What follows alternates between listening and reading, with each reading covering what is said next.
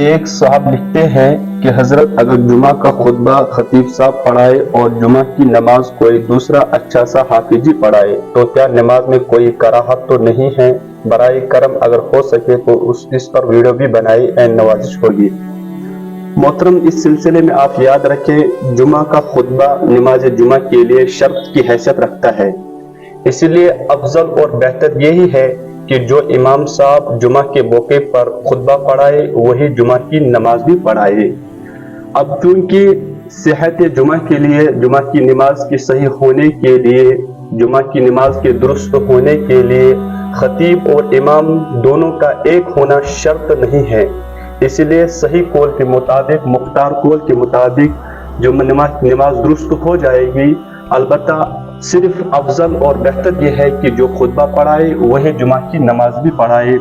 بس اگر کوئی کسی جگہ پر خطبہ پڑھانے والا کوئی اور ہو اور نماز پڑھانے والا کوئی اور ہو تو کوئی حرج نہیں ہے، تو نماز درست ہو جائے گی بغیر کراہت کے۔